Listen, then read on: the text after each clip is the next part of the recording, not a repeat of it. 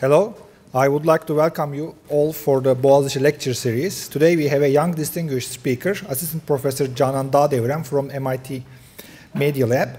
She has a very diverse background, BS in Physics Engineering, Hacettepe University in 2007, MS in Material Science and Engineering, Sabancı University in 2009, and her master's thesis was about the electric behavior characterization of functional fibrous ceramic polymer composites. PhD in Material Science and Engineering from University of Illinois at Urbana-Champaign in 2014, where she worked on flexible mechanical energy harvesters, multifunctional cardiac vessel stents, variable blood pressure sensors, stretchable skin modulus sensing biopatches. So very, very diverse fields. Hence, she works in multiple areas related to material science and engineering, mechanical engineering, electronics, and biology. As a junior fellow of the Society of Fellows at Harvard University, she conducted her postdoctoral research at MIT David H. Koch Institute for Integrative Cancer Research, working on designing and fabricating multifunctional, minimally invasive brain probes that can simultaneously deliver drugs on demand and electrically modulate neural activity precisely and selectively for treatment of neurological disorders such as Parkinson's disease. Considering her achievements in various fields at a young age, she has received many awards such as Top 35 Innovators Under 35 by MIT Technology Review in 2015, Top 30 Under 30 in Science by Forbes magazine in 2015, and in December 2016, Dr. Dagdeviren was awarded the Science and Sci-Life Prize for Young Scientists in Translational Medicine category and invited to attend the Nobel Prize ceremony in Stockholm, Sweden. The title of her talk is The Unusual Story, The Biology Meets Its Match, in which she will talk about flexible, stretchable electronic devices that are compatible with softness of the human tissue. Now I would like to invite Canan Dagdeviren here.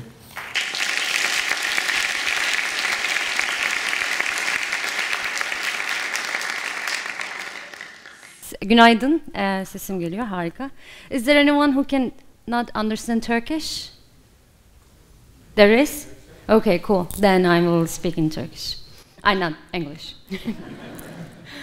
Okay, so today, first of all, I am really happy. I'm thrilled to be here with you, with all of you. I have a big fan of students here. I know maybe there are some of them here. They will keep emailing me, hi, good morning, how are you, such things. Can you come to our university? And I was like, yes, this time I'm going to come. And I'm really happy. Thank you so much for the nice introduction. And I'm a little bit tired, so if I can't make good sentences, please forgive me. Today, I will tell you an unusual story in which the biology meets its match. I'm not going to describe who I am. It's already done. But I will first start a new prize that I was awarded by Science magazine. And the purpose why I would like to tell about this, because I'm pretty sure that in very near future, some of you will also get this prize. You should do that. This prize is given to young individuals in 4 different categories: translational medicine, ecology, genome editing, and cell biology. And I was awarded in translational medicine because of my wearable heart patch that I invented during my PhD adventure. And the award was given in Grand Hall, the hollow mirrors of Grand Hotel, where the Nobel Prize was given in 1901 and 1921. And it's a gorgeous place. The atmosphere and the people, everything was amazing.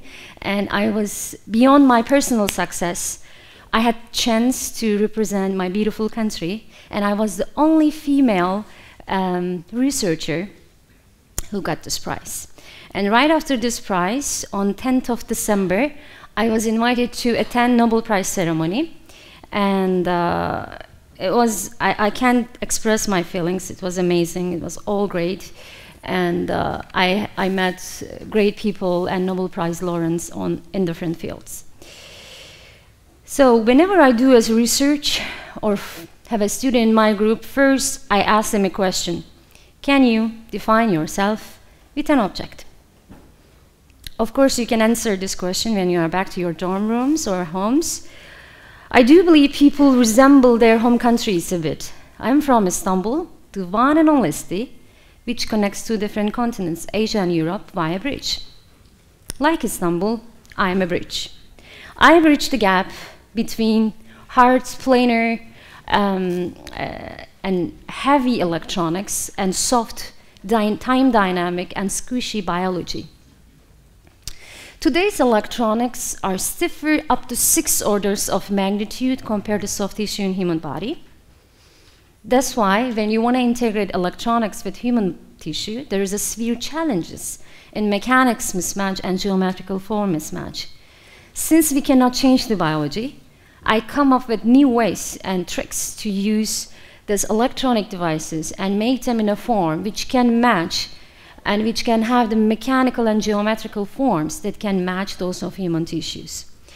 So when I told about this Istanbul metaphor, one of my friends from Çorum told me, Canan, what is that? Now, am I a leblebi? I said, of course, you can be a leblebi, çifte kavrulmuş, well experienced.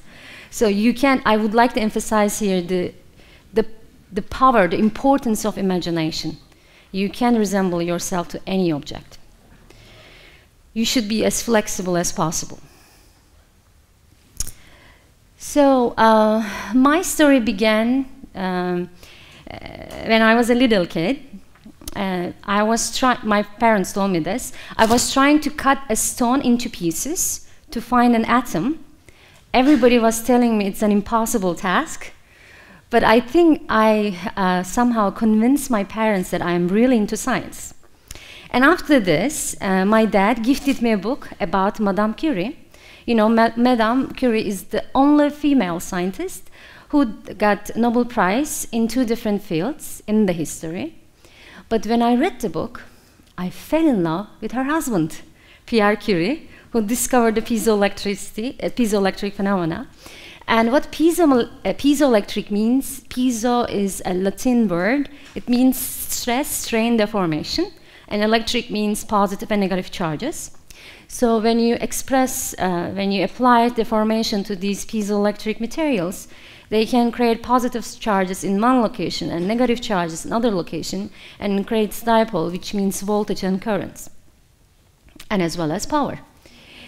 So like in cigarette lighters, whenever you press, you create a spark, and this spark ignites the gas inside the cigarette lighter. Hope nobody smokes here. And you can light up your cigarette and use it. And after that, when I was 5 years old, I learned that my granddad, whom I haven't met at all, passed away because of heart failure at the age of 28. And I promised myself to do something for heart patients when I reach the same age, 28. And it's my dream age, and it's a beautiful age. From now on, I'm always 28. And I somehow did it. I completed my project when I was 28, and it was recognized by Illinois Innovation Prize, as well as Forbes and MIT Technology Review. And these are my parents, and I'm really thankful to them to just let me do whatever I want and to support me in any time and in any form.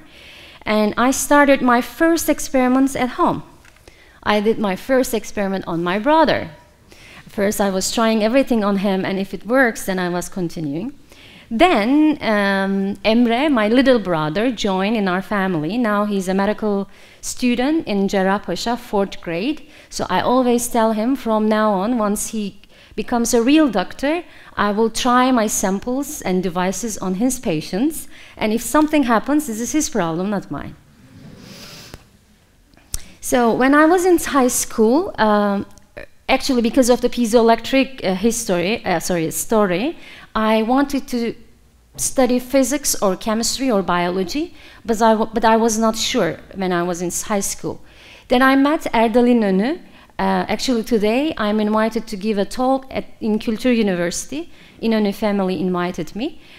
So we will celebrate his 10th anniversary at Kültür University in Ataköy campus. So Erdal İnönü actually shaped my life in 2 minutes. I was talking to him in a book signing event, and we had this book. Actually, I have the same book again. I will ask Sevinç İnönü to sign it on the other page today. So I was talking to him, and he said, what are you going to do in coming university years? And I was like, I'm not sure. I will maybe study physics or chemistry or biology. And he said, please read this book. After reading this book, I'm sure you will decide what to do. And I said, okay. And after this book, I decided to study physics. And I ended up Hacettepe University, physics engineering.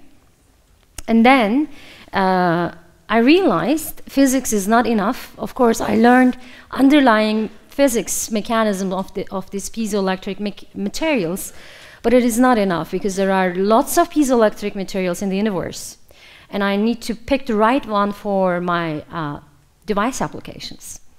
And this is the cartoon that I drew for Material Resource Society art competition. Here, the pear just fell, was hit on Newton's head, but it was a wrong material. He couldn't discover anything. Then apple just fell, and bingo, it was the right material, and he discovered the gravity. So what I want to show here, we need to decide which materials that we would use for favorable outcomes of our desired applications. So this is kind of a background where the piezoelectric materials can be used. Piezoelectric materials are really magical materials, was discovered by Pierre Curie, who is my scientific love. So these materials, when you deform them, they can, as I told before, they can produce voltage and current.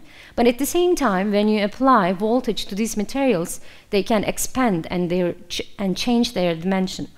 So you can use them in sensor or actuator forms. And there are lots of various application areas such as defense technology, biomedicine, or nano devices or MEMS technology. Actually, now after this, I will describe you one by one my projects. But whenever a student asks me why my projects brought so much attention, I always tell them that what I did only a simple thing. I just walked on a path that was not preferred. This is a poem from Robert Frost, who was referred in Atatürk's Nutuk book, the only foreign person, by the way, in that Nutuk book. So what he says, bir ormanda yol ikiye ayrıldı ve ben gittim daha az geçilmişinden ve bütün farkı yaratan bu oldu işte. Usually the scientists are inspired by nature. However, my research is inspired by the diseases of my family members or dear friends. I come up with new ways to make novel devices which can help to those amazing people. So this is the first, actually I have many projects, but this is the one who brought so much attention and media coverage. It's a device which can wrap around your heart, lungs, and diaphragm. And it's a mechanically invisible device, which means you don't feel that you have a device on your skin or organs, because they are extremely lightweight and really small, and their mechanical properties match exactly the tissue properties, mechanical properties that you have in your body. So heart is not only a symbol of romance, it is also a hardworking and vital organ to maintain human's life. It has to beat all the time, and out of 40 million heartbeats in a year, missing just a few can end your life. Imagine the heart as a real human dynamo. Every heartbeat of yours can be used to generate electricity. From the natural motion of internal organs such as heart, lungs, and diaphragm, mechanical energy can be harnessed to power biomedical devices, such as cardiac pacemakers, because cardiac pacemakers are used to regulate your heart rhythm. If your heart rhythm is not regular, then you need to use heart pacemaker to pace and send voltage to your heart. But they need to be changed every 6 to 7 years due to the depleted battery. But with this technology, you can extend the lifespan of a pacemaker, or you can just eliminate the need of replacement. And here I will show, sorry. There is a short movie how we do this experiment. Hopefully it will work.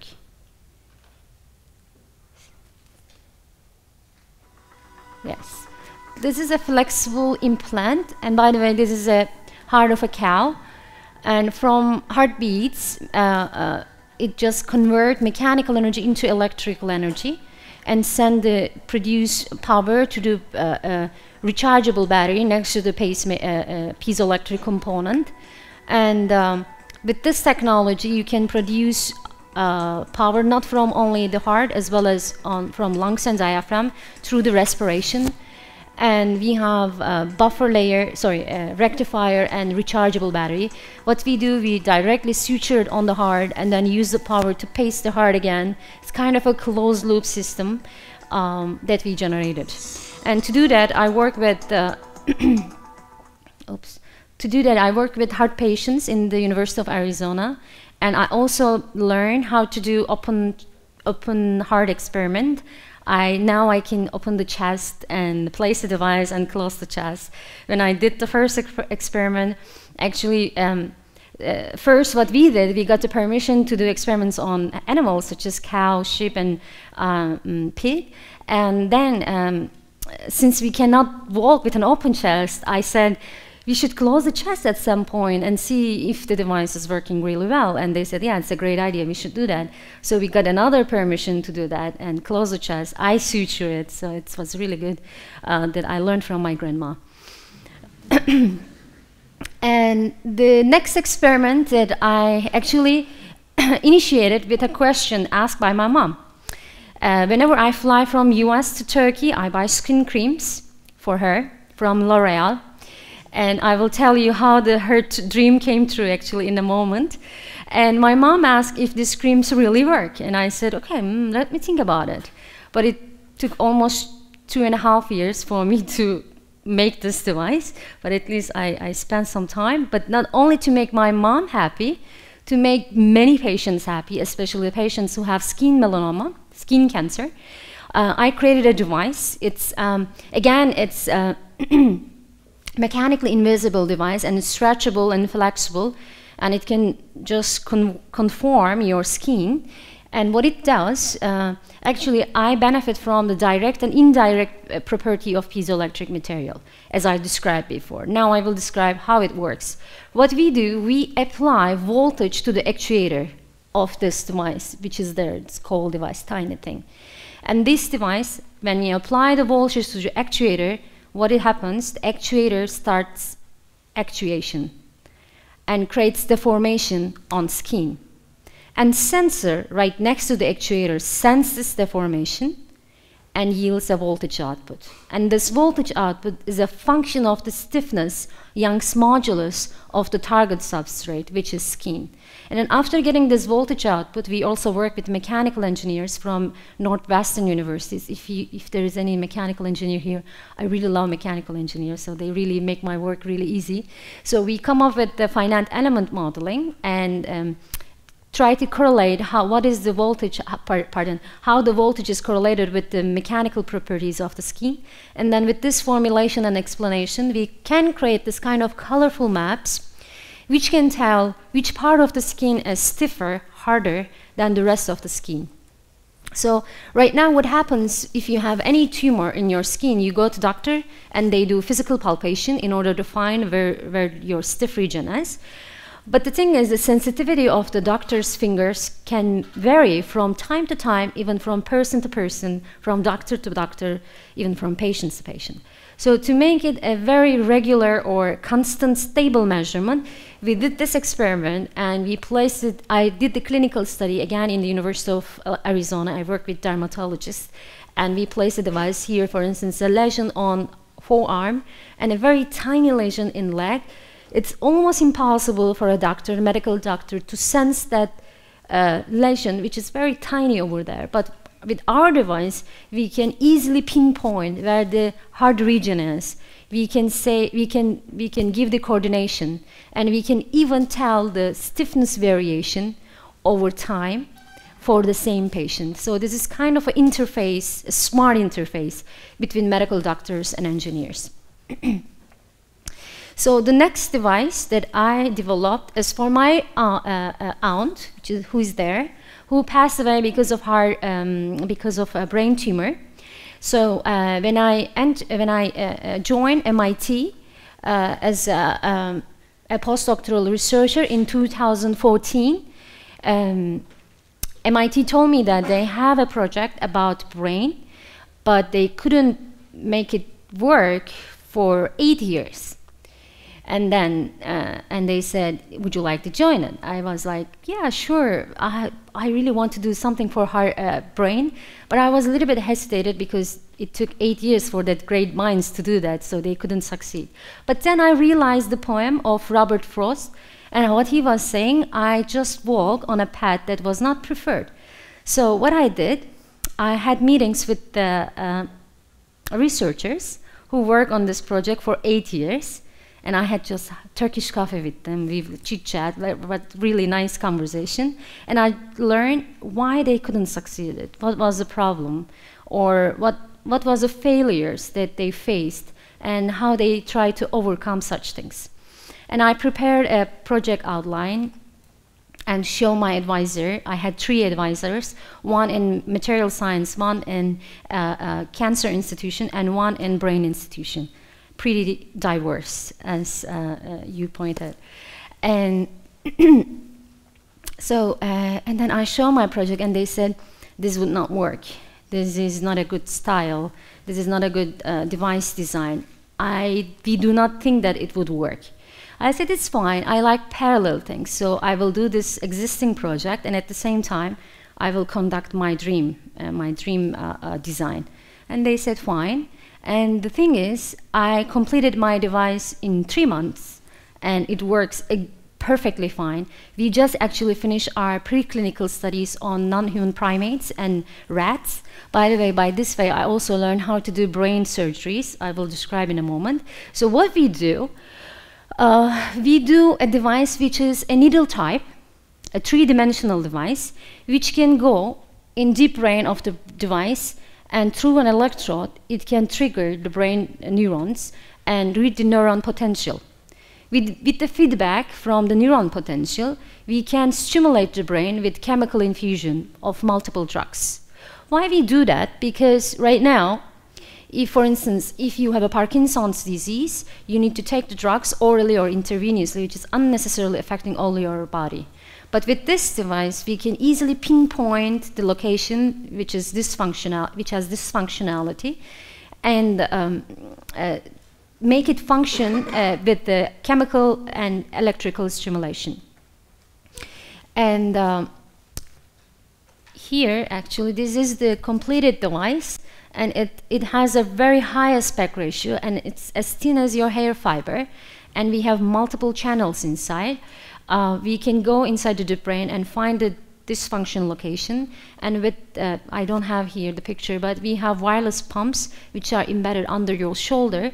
And through a writing code from a computer, we can infuse multiple drugs, and with very small volume, around picoliter levels. However, right now we take those kind of drugs with milligram or milliliter volume. So with this way, we can also decrease the systemic toxicity, which is very important for the patients who needs to take these drugs regularly.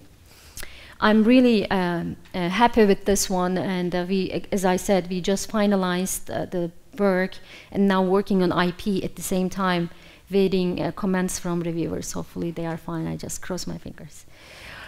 So the next device that I am currently working on it is for my aunt who passed away because of breast cancer last year.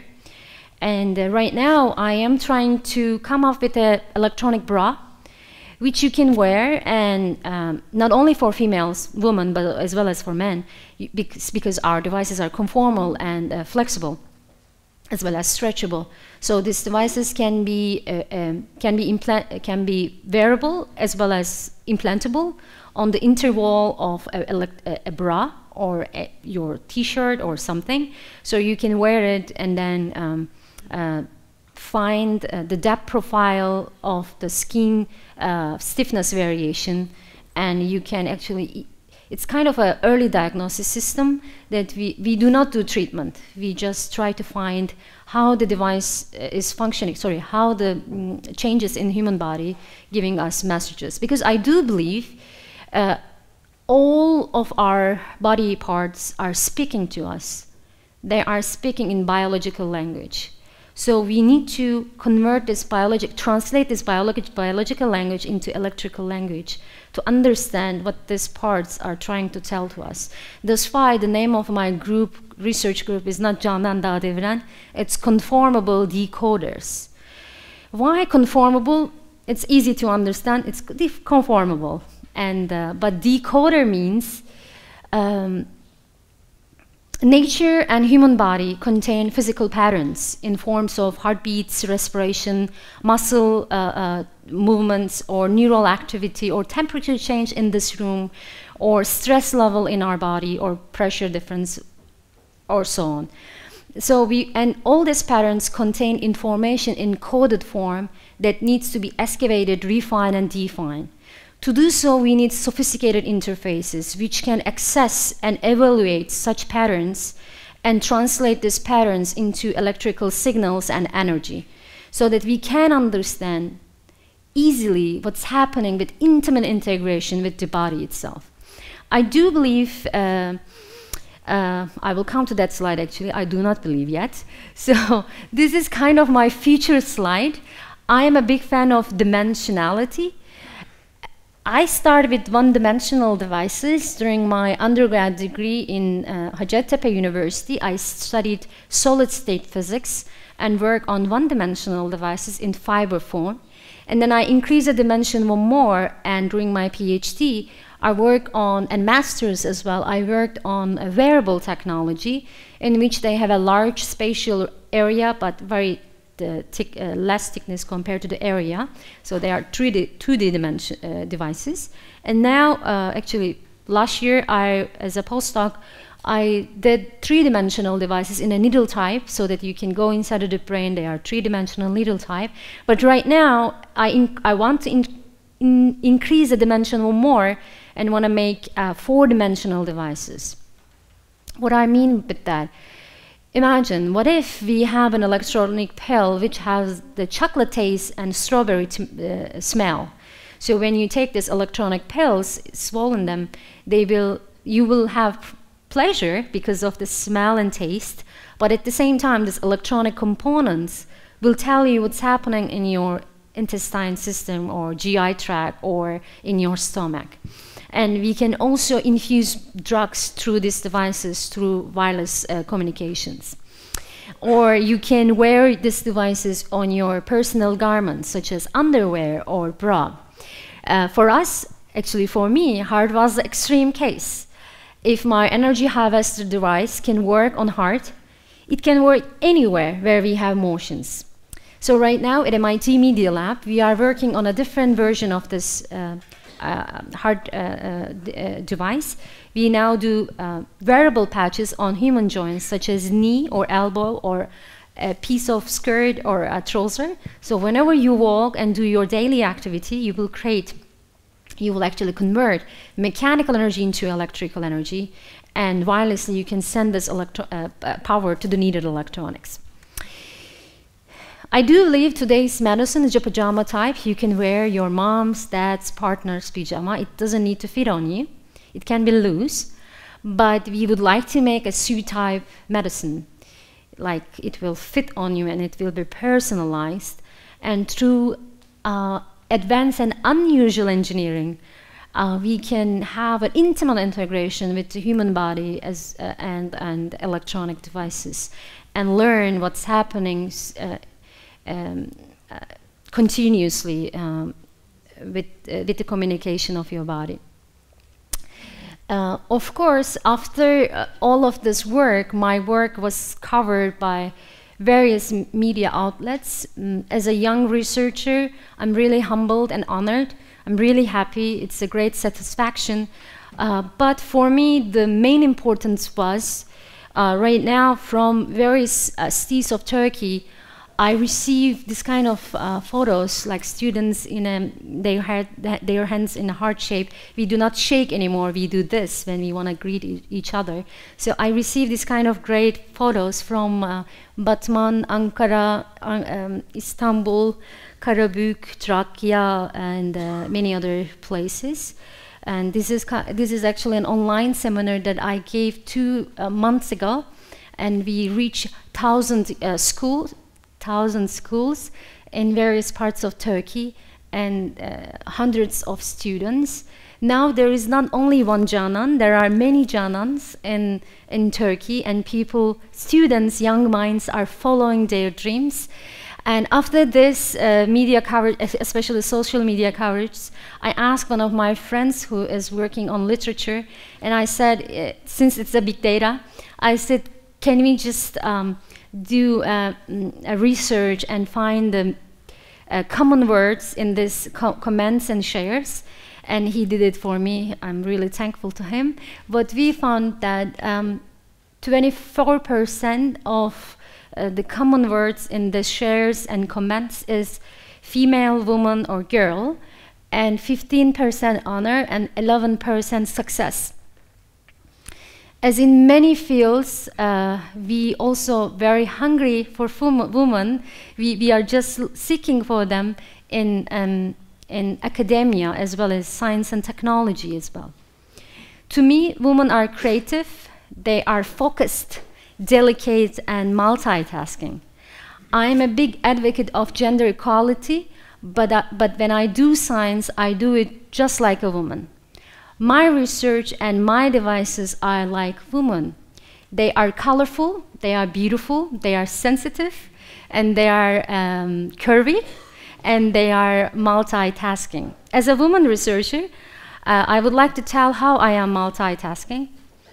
I do work as an engineer in clean room with my students, and I sleep 2 hours less on Sundays, and I do Skype mentorships to the students who ask me questions. I do believe the importance of mentorship so well. And actually, maybe I can tell from here as well. 2 days ago, I was in Adana, and Arya, a Strong Woman platform, awarded me with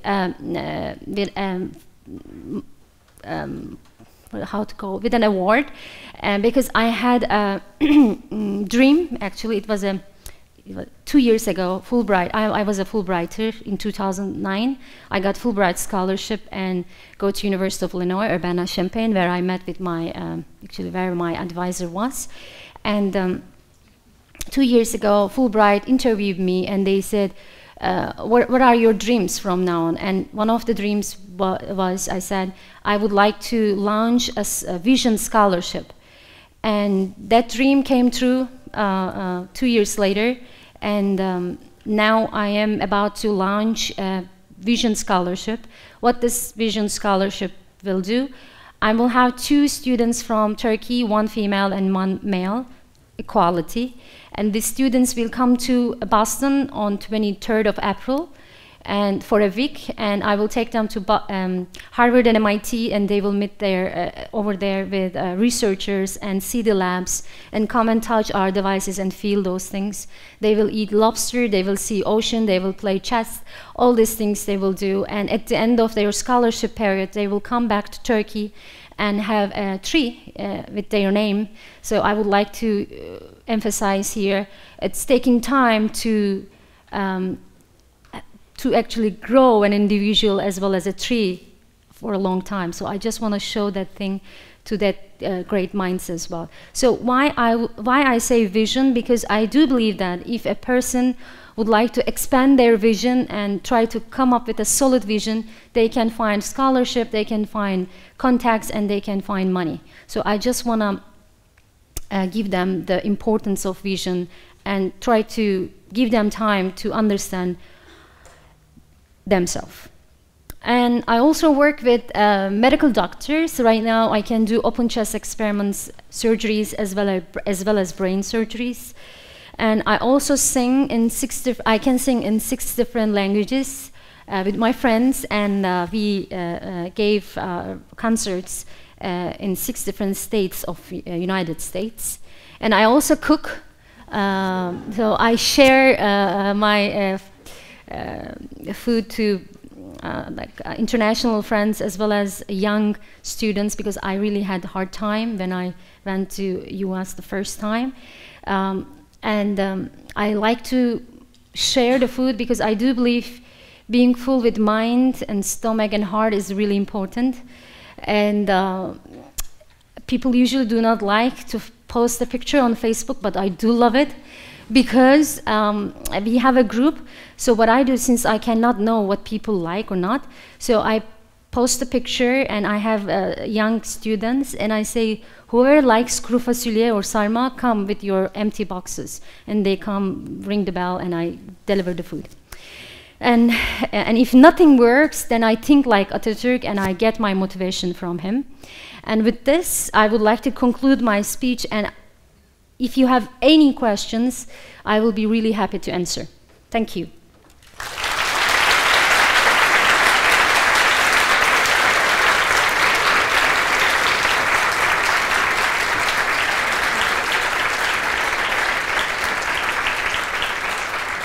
And I forgot to say, by the way, L'Oreal funded my work and sent me free samples. I gave to my mom and saved some money. Yes, any question? Come on, Boğaziçi, you should ask questions. Asking questions is really important, because if you ask questions, you can expand the world when it's getting smaller. So you should ask questions. Yes, sure. So you can generate electricity from the heart motion. Right. And you are charging a battery. Correct. So there is a limit for the battery life. Correct. So what's the limit current days for the heart battery? The battery that are developed at MIT, which are not in the market right now actually, but they can, their lifespan is about 25 years. And with this device, with this power generation, we can recharge that battery in 3 hours, and we can just consume that energy in 25 years. And the capacity of power generation from this particular piezoelectric device is around 1.2 microwatt per centimeter square, which is 4 times higher than a modern pacemaker needs. But you are totally right. That's why actually for my next step, I don't want to do an implantable device, but rather wearable device. If it is an external device, then it's much easier to change the battery without opening the chest. But with the current technology, it can go beyond 25 years as well, I believe. Yeah. Yes, sure. What do you think? What do you think? It works actually. Yeah. I don't care. Okay, cool. What do you think about the contribution of your studying physics first? Yes. It was a very clever step, and I'm so glad that I did it. Because whatever I do, first I need to learn the underlying mechanisms. I use materials, right? In order to understand what's happening in those materials, I need to know the physics. Since I know it very well, I will not be humble on this. I know really well on physics. I had great education in Turkey, at Hacettepe, as well as in high school. So my background is really solid and stable and very strong. Actually, that's why I could contribute more in medical area. And it was a clever step, and I think physics is as a source of many other things that we see around us. And since I know physics, it was easier, much easier for me to understand the materials properties all the letters and the temperature change, strain change, whatever. And then, since I know both of them, it was much, much easier for me to design and come up with a device form. Yes, sorry. Hoş geldin öncelikle. Hoş bulduk. Sorry for Turkish, but this is a really special moment for me, so I would like to continue in Turkish. Gerçekten çok özel bir an sizinle tanışmak. Ben size mail atanlardan birisiyim. Burada olmamın sebebi, en büyük sebebi sizsiniz. Çünkü ben de sizin hikayenizi okuduğumda hayal etmeye başladım. Bu yüzden şu an Boğaziçi'nde PhD yapıyorum, elektrik elektronik mühendisliğinde. Onun için de çok mutluyum. Geçen sene Mayıs ayında kardeşimin tip 1 diyabet hastası olduğunu öğrendik. Ben de bu yüzden sizin dedeniz için yaptığınız şeylerden etkilenip bunun üzerine çalışmak istedim ve her şeyi değiştirdim. Öncelikle şunu sormak istiyorum. Gerçekten hayal ederek bir yerlere vardığınızı görüyorum. Bu yolda bir şeylere başladım ama hala böyle bir şey beni tutuyor. O noktada ne yapmam gerek? Nasıl daha fazla kendimi cesaretlendirebilirim? İkinci sorum da diyabet hastaları için herhangi bir çalışmanız var mı? Özellikle tip 1 diyabet hastaları için. Yani yapay pankreas olsun ya da işte insülinin real time olarak enjekte edilmesi olsun. Bu da çok önemli benim için. Aslında benim yapmak istediğim şey ama belki siz benden önce denlemişsiniz. Bilmiyorum hangisi daha iyi olur ama. Harika, birlikte çalışırız o zaman. İnşallah, çok isterim. Öncelikle hoş buldum ve tebrikler. Çıktığın yolda başarılar diliyorum. Eminim başarırsın. Ben yaptıysam sen de yaparsın. Ben yaptıysam herkes yapar. Aslında benim de anlatmak istediğim bu. Çok kısa aralıklarla da olsam geldiğim Türkiye'de çok yorgun dahi olsam sizin gibi gençlerle buluşmaya çalışıyorum. Çünkü gittiğim yolda tek başıma ilerleyemeyeceğimin farkındayım. Benden sonra gelen genç arkadaşlara hepimizin ihtiyacı olduğunu düşünüyorum. Ve çalışarak iyi bir yerlere geleceğimizin kanaatindeyim. O nedenle tekrar başarılar diliyorum sana. Herhangi bir sorun olursa bana nasıl ulaşacağını biliyorsun zaten. Mail atmışsın önceden. Nasıl seni tutan bir şey olduğunu söylemiştin. Bunu genelde Skype toplantılarımdaki öğrencilerim de anlatıyorlar. Ben de hep şey diyorum. Bir insanı şöyle söyleyeyim, kendini anlayabilecek en iyi kişi sensin. Bu ne annen, ne baban, ne öğretmenin, ne erkek arkadaşın, ne çevrendeki arkadaşların. Seni en çok sen anlarsın. Bunu ben de anlayamam. Sana söyleyeceğim şeyler belki de hiç işe yaramaz. Belki de işe yarar, bilemiyoruz. Zamanla görünecek şeyler bu çünkü. Ağaçların yetişmesinin zaman aldığı gibi. O nedenle ben sen olsam, kendimle yalnız kalırdım ve kendime sorular sorardım. Ne yapmak istiyorum? Nereye gelmek istiyorum? Gerçekten bunu istiyor muyum? Acaba doğru yerde miyim? Hayal kurmak gerçekten önemli. Ama hayalinin peşinde koşmak da çok önemli. Aslında bence belki de en önemlisi o. Çünkü hayal kurmayan bir insan olmadığını düşünüyorum. Herkes hayal kuruyor. Ama önemli olan hayalinin peşinden ne kadar koştuğun ve onu ne kadar sahiplendiğin. En değerli varlığın ne bilmiyorum ama onu sahiplendiğin gibi hayalini de sahiplenirsen eğer başarısız olacağını zannetmiyorum. Çünkü gerçekten sevdiği işi yapan insanların başarısız olma gibi bir lüksü olmuyor. Diyabet için de birlikte çalışabiliriz.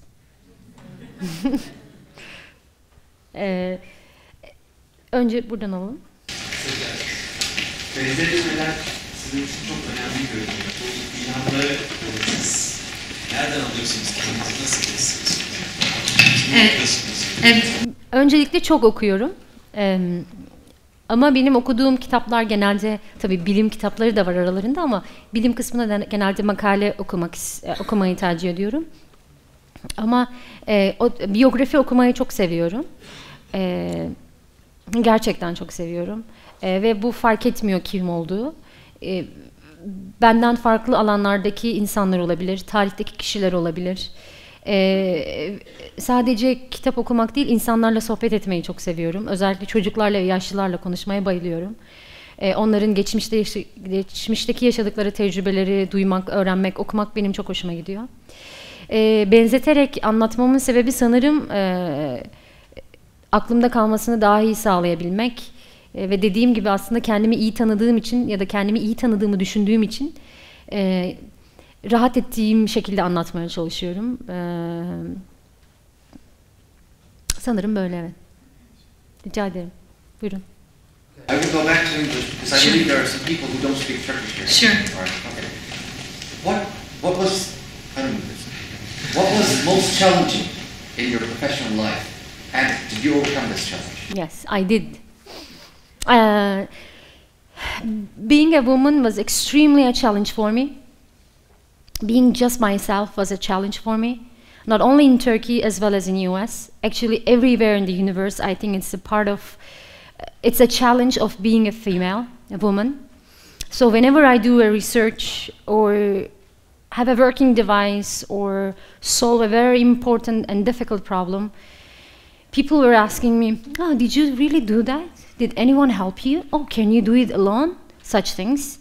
And usually I do not like to complain because I don't have time to complain or discuss with those people who make this kind of destructive comments. But I face this kind of problems too much. And once actually, let me tell this, for 3 years, during 3 years of my PhD, none of my projects worked. And it was really too hard time for me. And I was the only female in the group. And whenever I asked a question, I was not getting the answer. And I was sort of depressed, but not, I was thinking it's not an impossible thing, but it would take time. So it took time, it took 3 years. What I was doing, again, I will not be humble on this, I'm a great observer, I like to observe. And what I was doing, I just got a chair and went to the clean room and sit on clean room and watch people, how do they use their hands, how do they interact with each other, what kind of materials that they use for those particular devices and such things. And I accumulate knowledge over time. And after 3 years, University of Illinois, Urbana-Champaign, where I received my PhD, recognized my progress, and they awarded me with $10K. For a PhD student, it's a great money. After this, one of my friends, actually, before that, all the time my meetings with my advisor was going so well because I was prepared well enough. And my friend was telling me, male friends, oh, your meeting's of course going well because if it doesn't go well, you will cry.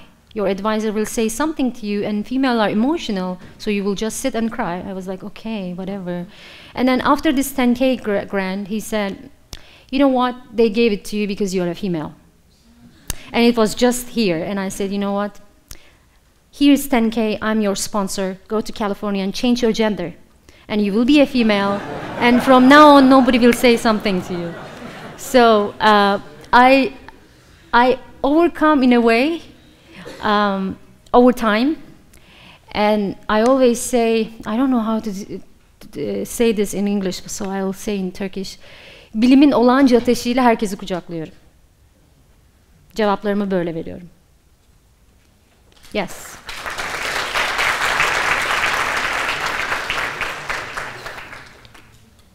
Yes, please. Thank you very much for this interesting talk.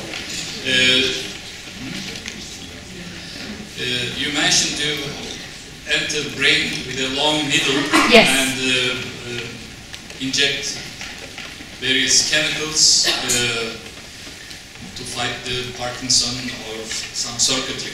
I just wonder, what about the cognitive abilities? For example, let me say it in a joking manner, the student cannot solve physics problems, of course, not but yeah, you just move in and try some chemicals. Right. You know, we can try it with monkeys, whether the cognitive abilities increase. Then you have to try chemical A, B, yes, C, whatever. Yeah, it's a logical, futuristic question. I agree with you, and I think in near future we will have such things as well going on in the labs. Now it's a big hot area in US as well as in other countries, artificial intelligence. So with implantable or wearable devices, you will be able to manipulate a person's mind or decisions. And I also think the same. So like the same, if a student doesn't know physics, we can somehow manipulate with the chemicals or electrically, or maybe mechanically, we don't know yet. Yeah, I think it's not far future, it will happen. Together with huge ethical problems. Exactly, right now, right? You're right. But now, actually, in US as well as far as I know, in Russia, they also come up with a new discipline called ethics in science and technology. So now they train lawyers with science background to regulate the rules in society and how it will impact the society. What are the limits? What are the advantages and disadvantages? They also work on such things. Yes. Question concerning more about biological background of the devices you made. They are doing extremely good things, but you know both Parkinson and cancers, it has extreme complicated biology behind this. You said that your tools are basically based on physical properties or electrical conductance, while offering solutions or diagnostics for cancers and Parkinson's and diseases like that. How much your tools are deep-rooted by addressing genetic, epigenetics, metabolomics, and all these concerns. Otherwise, it will be an oversimplification. You're right. So whenever we do a device, we also check if they are biocompatible, if they can be used in a human body, such as brain or heart. So we design the devices, we fabricate those, and after that we grow various types of cells to mimic human cells, to check the immune response as well as biocompatibility. But this is preclinical studies, so we just try all such things on animals rather than humans. I'm sure you are very aware of that. Trying this kind of things on human needs to have some permissions and regulations, which we are sort of having challenge right now. So before going those studies and see how the things are functioning in real human body, I cannot answer your question. These are research questions that we are also having in our mind, and we are exploring such things on animals right now. But to give a descriptive answer, like solid, stable thing and constant, well-established answers, we have to try those things on human patients to see what's happening. For now, it's just animals. You are totally right. Yes. Ah. That's all. It's so great to see you again here. I just realized, okay, wow. She was in Boston. She brought me Turkish coffee maker. It was great. I was actually wondering about this microneedles that you used in brains. I was actually wondering the mechanism. What was the challenge those 8 scientists were dealing with, and what was the difference in your approach when you first came up with your idea? Sure, great question. So first of all, the material selection was wrong. That's why it's important to pick the right material. The device that they were trying to try was made of glass, borosilicate. Imagine a borosilicate with high aspect ratio at very thin. Whenever they were going in brain, it was getting broken, or when they were taking it away, it was getting broken. Why they used borosilicate? Because it's easy to fabricate. It's easy to chemically etch or mechanically polish. And plus, they didn't work with the right team. They did not have any person who is expert in microfabrication, where my expertise is actually. And the team members was too dominated on neuroscience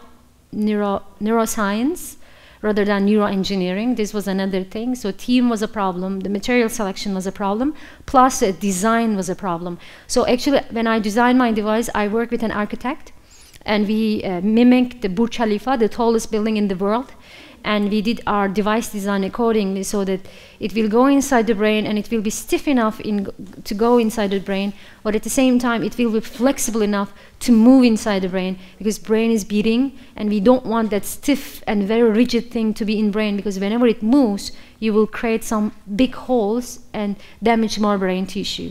So we did our device platform in such a way, with the help of Burj Khalifa structure, it will be stiff and it will be, what is that, in a line where it, I forgot the name, whatever. It goes very well, there will be no deflection.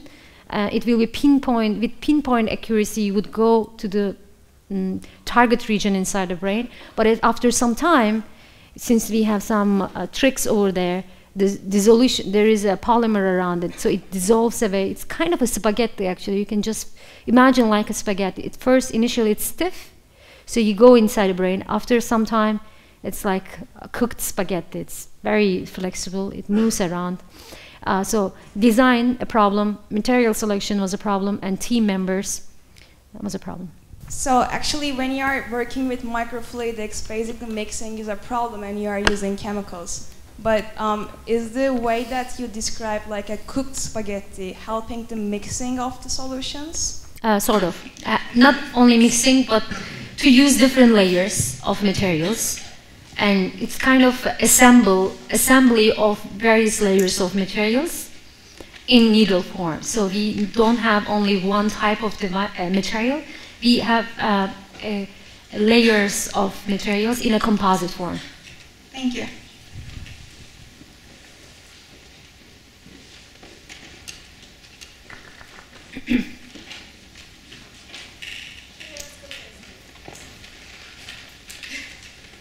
Pardon, görmedim. Thanks for coming to our university, first of all, and for encouraging us and empowering us about the life and our career path. My first question is going to be about a non-scientific one. I also like to read biographies. So can you just sum up your daily week, or this is a question for Canan Dagdeviren herself. So what they do in a daily life, how much sleep do you get in a day, how much do you work?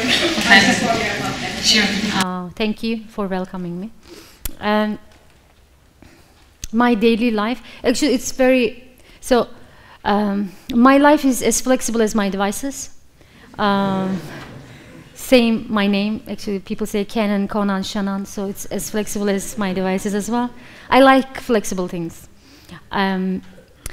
So I start with running every morning around 6 a.m. I like to run, and my crazy device ideas usually come up when I run. And then after that, I have a strong breakfast, Turkish breakfast. And I close the day, the breakfast ceremony with the Turkish coffee. I can't go anywhere without a cup of Turkish coffee, for sure. It's my daily routine. I have to have it. And actually, my Turkish coffee sponsor is my uncle, because since I consume too much. After that, what I do, I check my emails, but do not answer. I do it at the end of the day. And after checking the emails, I read about, even though I'm in the US, I still live in Turkey. I read the news, and every day this is kind of a personal thing as well as kind of a motivational thing. I dedicate my experiments, that day's experiments, to a particular person whom I read from the news. It could be a person who, or it could be children, I don't know, whatever. It could be some group of children, students, parents, whatever. Sometimes, because actually most of the time I got messages from various peoples from Turkey. It's a very great thing. And I dedicate my work and write it as a status on Facebook. And I go to the clean room and work with my students, and we do have meetings. Since now, this is my third week of being an assistant professor at MIT. It's a little bit unusual to leave US and come to here to give talks, but I do it. Right now, when I go back, I will have multiple meetings. They accumulated over time, so I have to have those things. and I cook every night, and I have my that food every lunch every day. Sometimes with my students, sometimes with my friends. I feed my students actually. And if they don't eat, I just become so angry, so they have to finish. What I do, and then let me think. Actually, very regular things, like that everybody do. I think most of the time. I sleep. I sleep well. I think. If I don't sleep, I become too ugly and too aggressive. So I don't prefer to be like that. Not only for myself, so for the people around me. It's not a lovely thing. So I sleep. Sometimes it's 6 hours, sometimes 7 hours, sometimes 8 hours. But here in Turkey, whenever I come, it's maximum 3 hours because I don't have time, so I do everything in a very fast pacing. Today I slept 4 hours. That's why I have wrinkles around my eyes. But yeah, on Sunday, the only thing that I do different on Sundays is the Skype calls with students who approach me. Other than that, I travel a lot. And I like to visit museums, especially art museums, because I get inspiration from the art pieces. It's kind of a combination. I like to combine science and art together. That's why actually my devices are beautiful. I think that's it. Yes. First of all, thank you for giving us a chance to witness your journey in which you discovered the unusual and converted the usual. So it's really inspiring. My question is, it occurred to me that what you do, what you said about the sensors in your presentation, they can be used not only for diagnosis, but also for storing the physical and biological responses of our body, and for using them as stimuli for full adaptation of the biological implants, body implants. So do you have any intention to work with Hugh Kerr in MIT Media Lab for Biome project in this end? He's my main collaborator. Really? Yes. And I work with him very closely. I cooked for him. He cooked for me. We are that much close. And actually, last month he was here in Istanbul. Right now, actually, when I talk with him, by the way, I should describe who Hugh Hugh is a scientist at MIT Media Lab, and he doesn't have lower legs. He was a mountain climber, and one day, when he was 17 years old, right now he's 55, when he was 17 years old, he was climbing Mount Washington, and he got frostbite, and he was lost with his partner, and they had to cut their legs, his legs, and he was, of course, very upset. He has a very great TED Talk. You should definitely watch it. It's so inspiring. And now he invented the first flexible ankle prostheses for himself. But there is a problem with that once. I can't tell it, sorry. He told me once, when I met him first time, he said, "Oh, by the way, I'm here." I was like, "Yes, I know that. I'm one of your admirers." It was like such a great moment. And he said, and I said, we talk, of course, we discuss the projects. And I said, "Do you miss to feel the heat of sand, or do you miss the feel of feeling the floor or such things?" And he was like, "I miss a lot, and I don't know how to do that, but you know it. Can we collaborate together?" I was like, "Sure, we will definitely do it." So he has artificial legs. Right now, I am trying to make a sensory interface for his legs under the food. So whenever he walks, the first experiment would be, we will go, I think, near beach or somewhere. So he will wear my socks. I call them socks, smart socks that he will wear in his foot.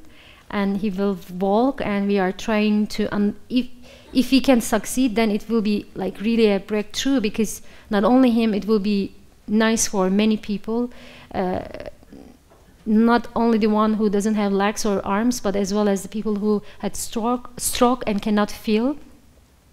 So it's very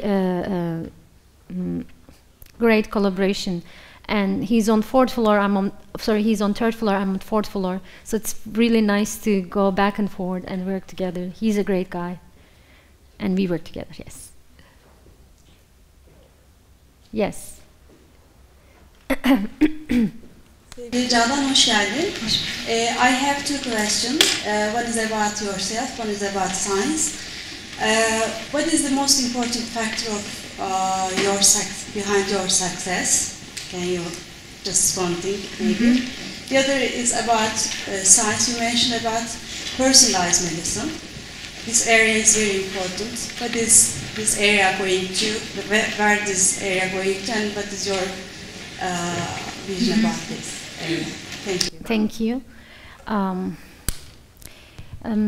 The definition of success is actually like Einstein's relativity thing. It can change from person to person, and I do not. Okay, for me, the success, especially in this field, is if I have a device and if it works on a patient, and if it solves the patient's problem, then I'm successful. But I am not there yet. The thing that I am doing is just a baby step. We are very start of the way, beginning of the way. But my entire motivation and goal is to have a device and make it work on a patient. So I'm not successful yet, but hopefully I will be. And for the wearable personalized electronics, the thing is, it's not going anywhere, it's already with us. So we have smart watches, we have smart clothes, and we have smartphones. The only thing, it will be more integrated in social life. Right now, so traditional medicine is also changing rapidly. Instead of having just cuff sphygmomanometer, for instance, to check your blood pressure, now doctors are using radial arterial tenometry to measure the blood pressure continuously. Maybe in 5 or 10 years, we will just have skin patches to measure such things. I think from now on, our life, the quality of our quality of our life will be better. But as well as we will have, I think, more problems, ethical problems, as the doctor pointed. So it's changing very rapidly. So in order to grab that change and integrate it in our society, we should be really hardworking and acceptive.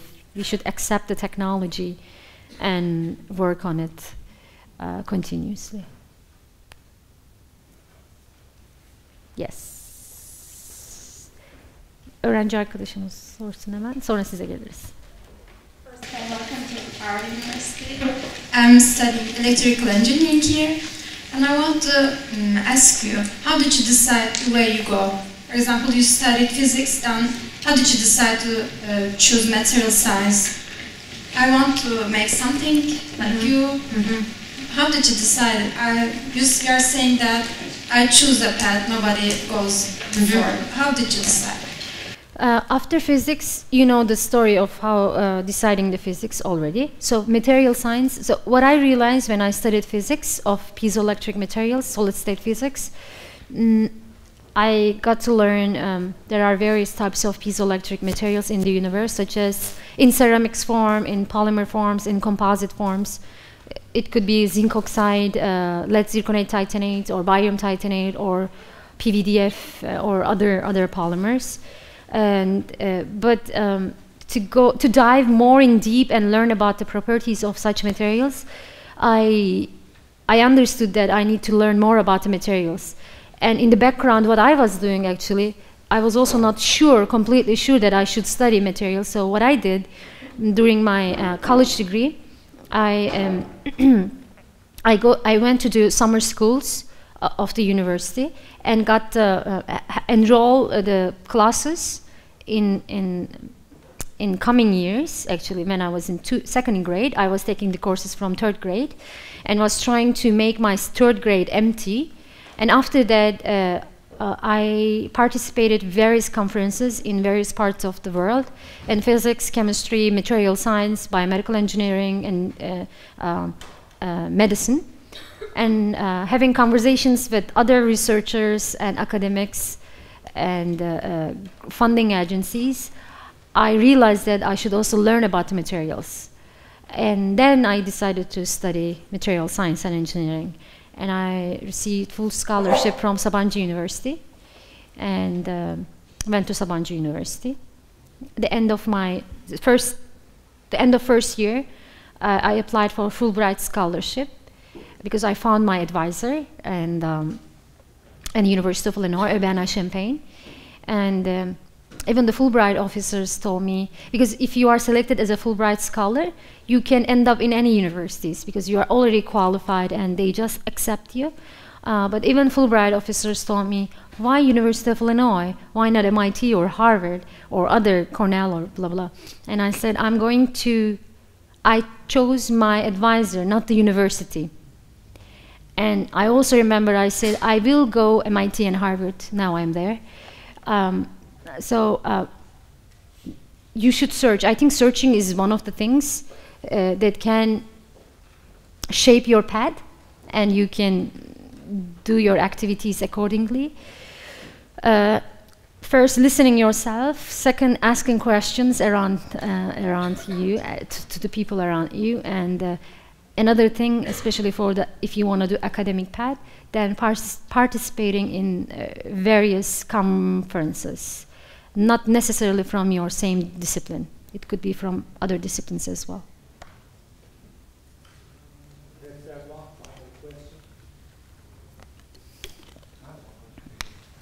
İki tane, okay.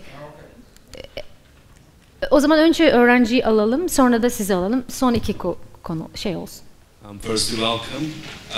Before the lecture, I thought it would be nice to Google you, and I saw an essay on Surgeon newspaper that you saw a bright future in artificial intelligence. And is there more to your studies about artificial intelligence than wearable technologies? And where do you stand on in regards to ethical problems surrounding this topic? Great question. So with the needle type device, there is a kind of a slight direction going to the artificial intelligence. And actually, I was approached by Elon Musk to work on artificial intelligence and do a partnership. We are still negotiating on that part.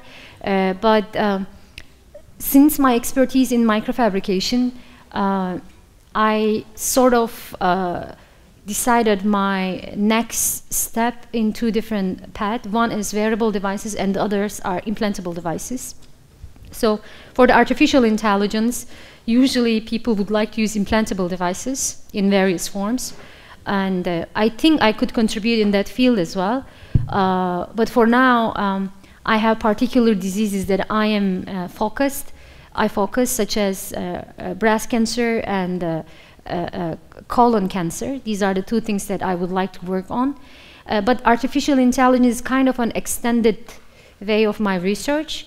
I'm not particularly and strongly focused on artificial intelligence, but there would be some link to that at some point.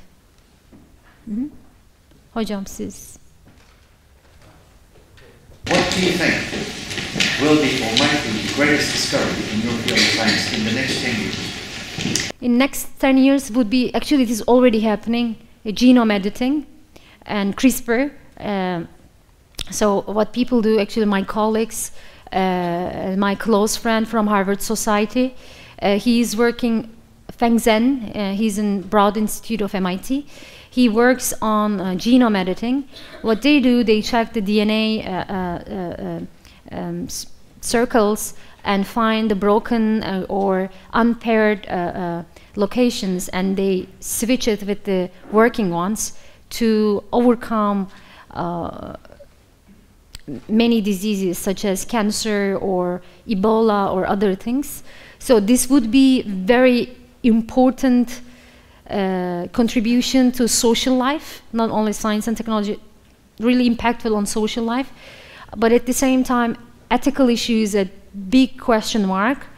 And as I said before, lawyers and university, presidency, and as well as the government involvement right now, working on as hard as the technology part, they work on this ethical part, because not unpurposely you could change a baby's whole future.